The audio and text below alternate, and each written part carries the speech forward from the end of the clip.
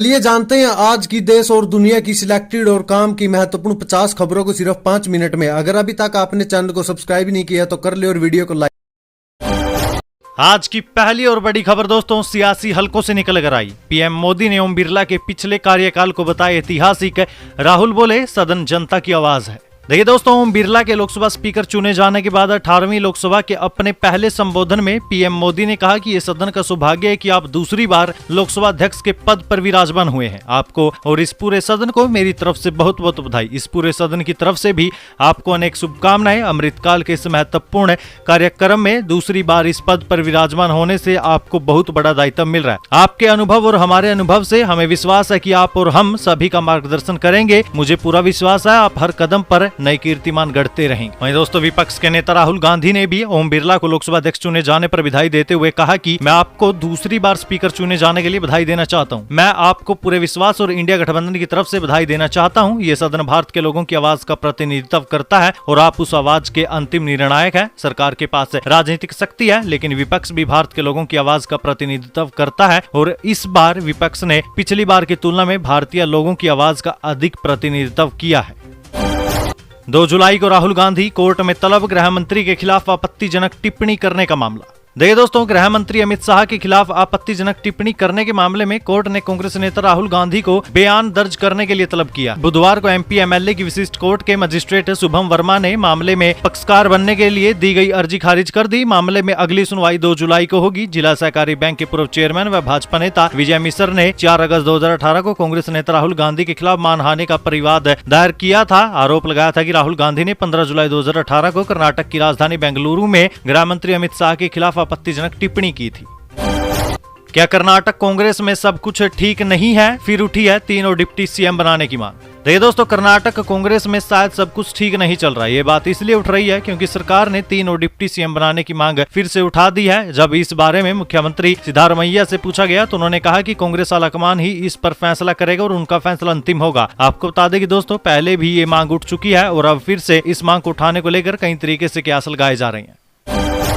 असम में धीरे धीरे पटरी पर लौट रही जिंदगी। अभी भी 7 जिलों के 1.5 लाख लोग बाढ़ से है प्रभावित। देखिए दोस्तों, भारी बारिश के कारण बाढ़ की मार झेल रहे असम को कुछ राहत मिलने लगी है। पिछले दिनों कम बारिश के चलते नदियों का जलस्तर भी घट गया। इसके बाद से बाढ़ से प्रभावित लोगों की संख्या भी कम हो गई। साथ ही बाढ़ प्रभावित जिलों की संख्या भी कम हो गई। असम में बाढ़ की स्थिति में सुधार होने लगा है। बता दें कि रविवार को 2 लाख से भी ज्यादा लोग बाढ़ से प्रभावित है। बाढ़ के कारण असम के कुछ हिस्सों में पुल, घर, संस्थान, मवेशी शेड आदि तबाह हो गए। हालांकि प्रशासन द्वारा 149 शिविर और राहत वितरण केंद्र स्थापित किए गए। यहाँ 26,000 से भी ज्यादा लोग शरण लिए हुए हैं। पिछले कुछ दिनों में असम में बारिश कम हुई, जिसके कारण से प्रमुख नदियों का जलस्तर भी घट गया। इसके कारण बाढ़ से कुछ क्षेत्रों में राहत मिलने लगी है।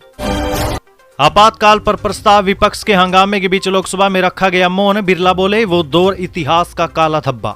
देखिए दोस्तों, भाजपा सांसद और राष्ट्रीय जनतांत्रिक गठबंधन के उम्मीदवार ओम बिरला लोकसभा के अध्यक्ष चुने गए। कुर्सी संभालते ही बिरला ने 18वीं लोकसभा के पहले स्तर को संबोधित किया। उन्होंने पीएम मोदी और सदन के सभी सदस्यों को धन्यवाद किया। साथ ही आपातकाल की निंदा की। इस दौरान विपक्ष ने जमकर हंगामा भी किया। लोकसभा अध्यक्ष ने कहा कि ये 18वीं लोकसभा लोकतंत्र का विश्व का सबसे बड़ा उत्सव है। अन्य चुनौतियों के बावजूद 64 करोड़ से अधिक मतदाताओं ने पूरे उत्साह के साथ चुनाव में भाग लिया। मैं सदन की ओर से उनका और देश की जनता का आभार व्यक्त करता हूँ। निष्पक्ष और पारदर्शी तरीके से चुनाव प्रक्रिया संचालित करने के लिए और दूर दराज के क्षेत्रों में भी एक भी वोट पड़े, ये सुनिश्चित करने के लिए चुनाव आयोग द्वारा किए गए प्रयासों के लिए मैं उनका आभार व्यक्त करता हूं। वहीं आज लोकसभा में आपातकाल पर पेश किए गए प्रस्ताव पर लोकसभा अध्यक्ष ओम बिरला ने कहा कि यह सदन 1975 में देश में आपातकाल यानी इमरजेंसी लगाने के निर्णय की कड़े शब्दों में निंदा करता है। इनके साथ ही हम उन सभी लोगों की संकल्प शक्ति की सराहना करते हैं जिन्होंने आपातकाल का पुरजोर विरोध किया, अभूतपूर्व संघर्ष किया और भारत के लोकतंत्र की रक्षा का दायित्व निभाया।